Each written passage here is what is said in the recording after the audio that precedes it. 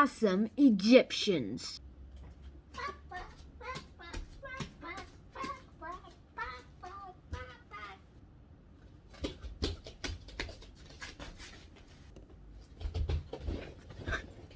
Hi guys, and welcome to a new episode on this channel. And today, tilted a little.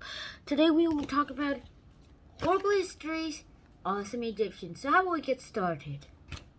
About awesome Egyptians, there's so much to learn about here, but we'll just go into the main details.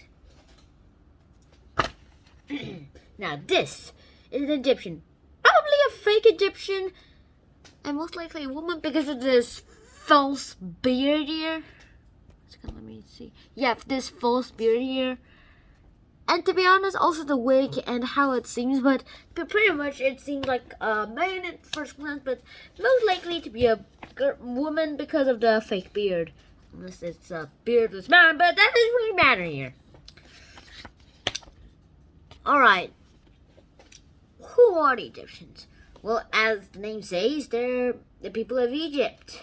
And they've been in this world for 3,000 years, and the Egyptian civilization has been here for 3,000 years because of its own great prospering and great Nile floods that help fertile their crops into good crops, which will give them food for the empire. Feeds the empire, huh? Oh, and also they were masters of gold, and gold trading was their type. Now one day it's pretty much obvious that they're just gonna fall apart and stuff, but that won't be until like a few thousand years later. And surprisingly, it is said that the pyramids of Giza already predicted the death of was it the death of Abraham Lincoln? Yeah, probably the death of Abraham Lincoln and World War I. And also it also predicted that the world will end in 2,900 and something, but most likely 74 to me. I mean, is that even possible? Unless if the Great Pyramid was able to predict like Abe Lincoln's death and World War I, maybe it's a yes. But who knows? It might just be a coincidence. And there's just so much you can be talking about here. And also, are pyramids kings buried with curses that whoever actually just releases them and sees them gets the curse? Maybe yes, because after the release of a tomb, some person with his last name named Carter, well, Howard Carter was the one who actually found Tutankhamun and released it. Probably he got also the curse here. One of his excavators, one of Howard Carter's team, died just a few days later. And another one was that even that the person who died 2 days later, I just say here, son, who was Howard Carter's secretary, died just a few days after his father's death. And eventually, a few months later, like 4 months after the excavation of Howard Carter, another member of the person died. And just a few months later, a person with the last name Carter died, but turns out he's American, and because of his last name, it doesn't mean he's related to Howard Carter.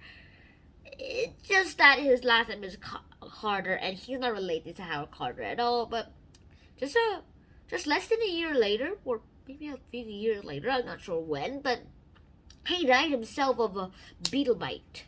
Well, that's what I heard from my sources. Actually, there's so many ways, and some people actually proved these stories wrong, because they're pretty much ungrateful.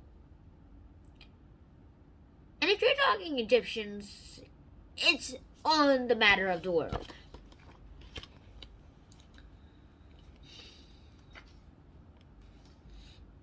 And to everyone, games are very important to all the Egyptians. And anybody who has games is really rich.